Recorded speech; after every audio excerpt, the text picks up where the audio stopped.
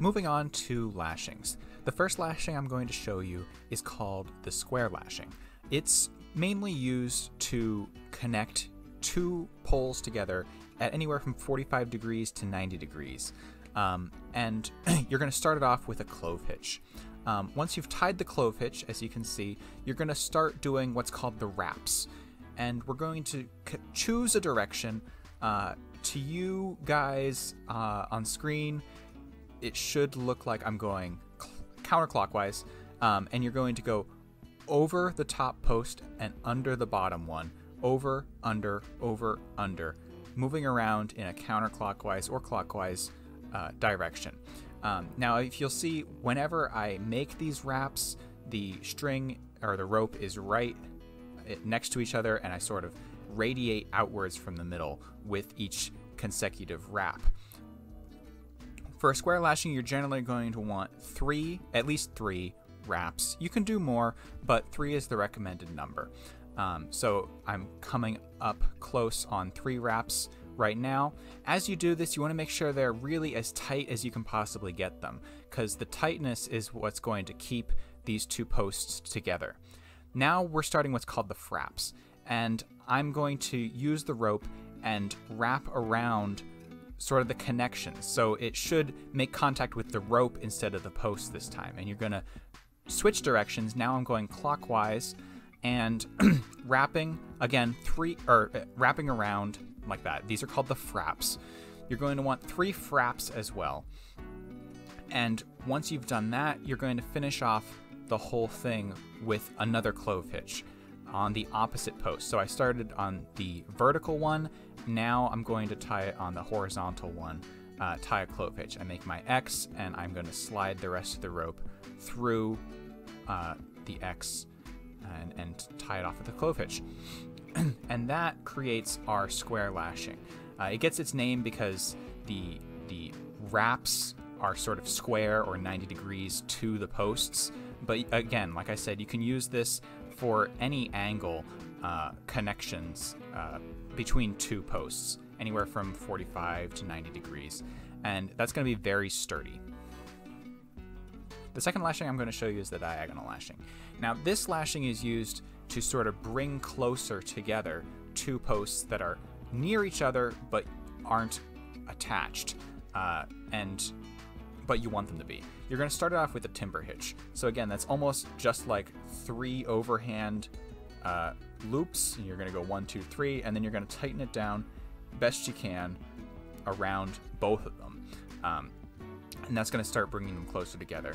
And then we're going to start our diagonal wraps, which is again where it gets its name, because the wraps on this lashing are diagonal. So as I tighten my timber hitch, we're going to get ready to start our wraps. So this one's a little less complex. You go from one side to the other, under the whole thing, and then over the whole thing.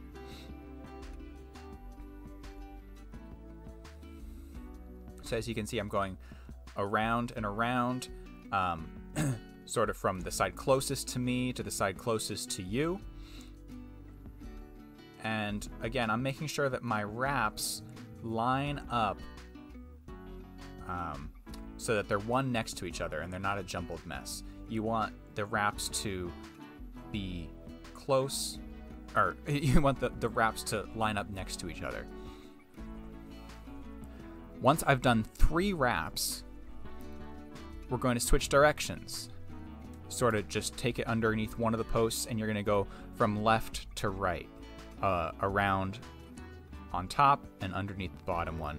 Sort of just bringing those 2 posts closer together.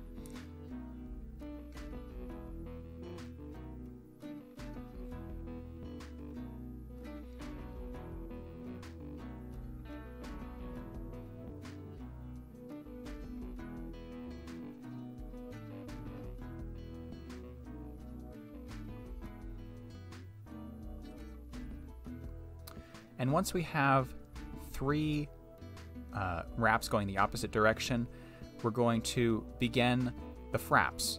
just like our square lashing, this lashing needs fraps too, and it's going to make contact with the ropes that are going from top to bottom, and you're going to go around, sort of under the top one and over the bottom one. And the fraps should really be the tightest part. That is what tightens the other strands of rope.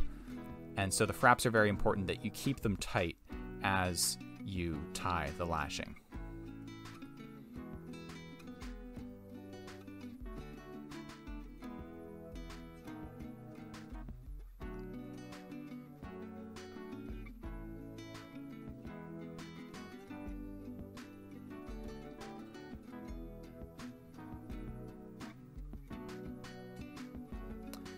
And you're going to finish this lashing off the same as the square lashing with a clove hitch. So here I am making an X on the post I've chosen with the diagonal lashing. It doesn't matter which one, whether it's the top one or the bottom one. Make an X, thread the rest of your rope through there, and tie it off with a clove hitch. And watch as I struggle to make sure it's tight.